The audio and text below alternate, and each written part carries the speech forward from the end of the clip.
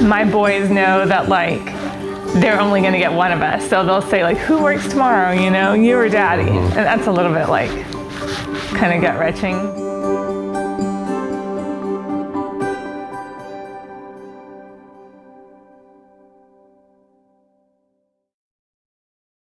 Ahna and Nathan Dick both work in healthcare.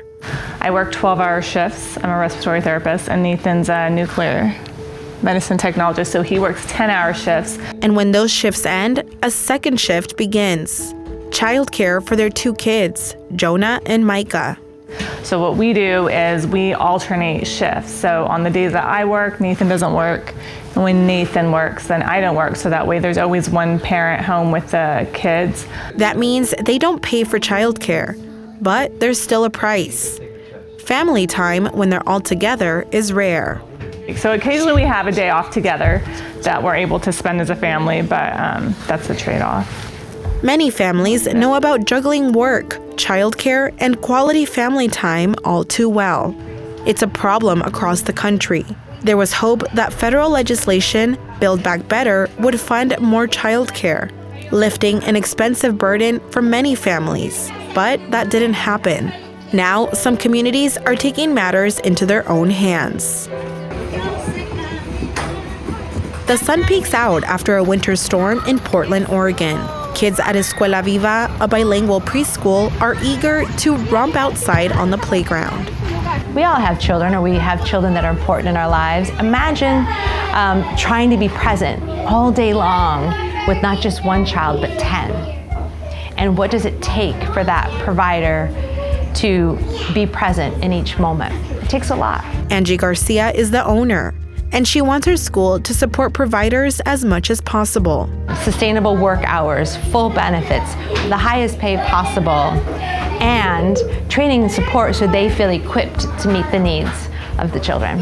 By paying her staff a living wage, she's breaking decades of inequality. I think this has been traditionally what folks say is women's work.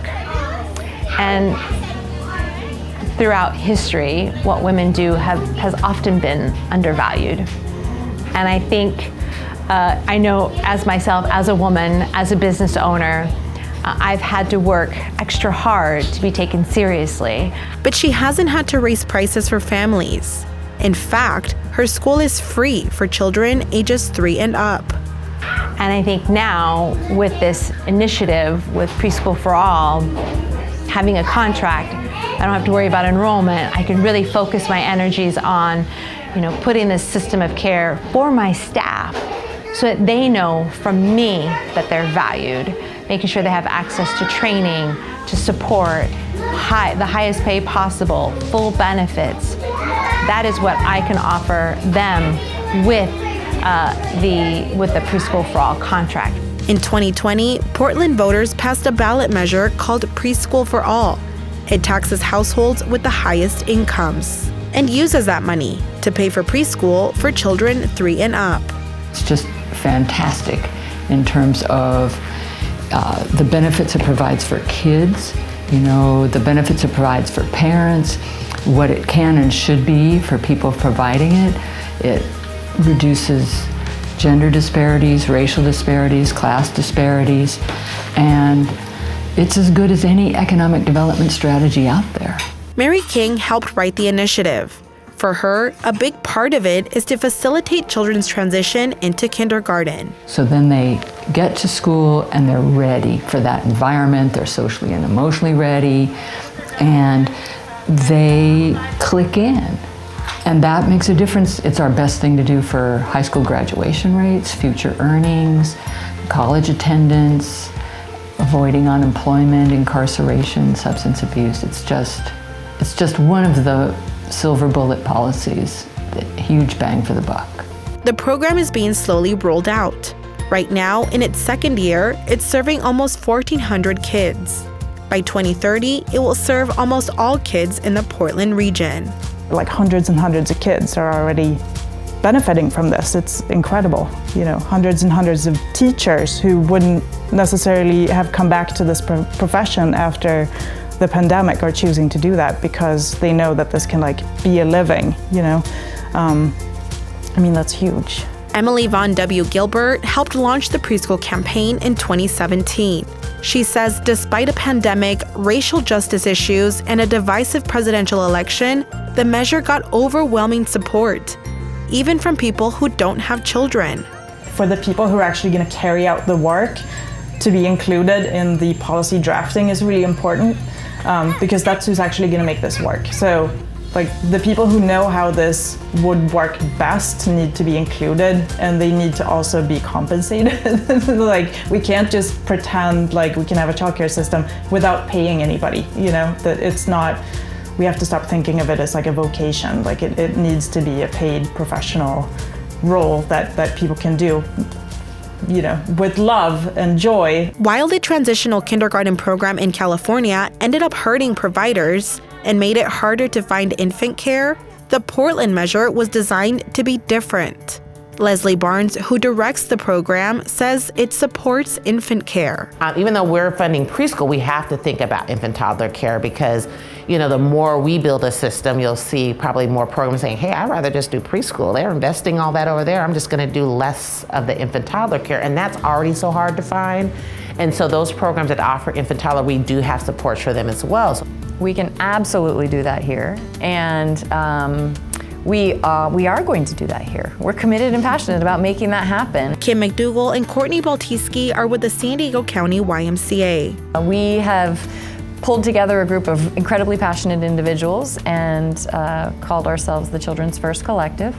And it really is a movement that is starting in San Diego County, where we are able to engage in community and help community use their voice and use their power to help change our local childcare system. They say a similar initiative like Portland's is in the works for San Diego. It's not going to happen unless we have the dedicated funding, and at this point, we have to see new revenue be dedicated or come into the municipal systems to accomplish that.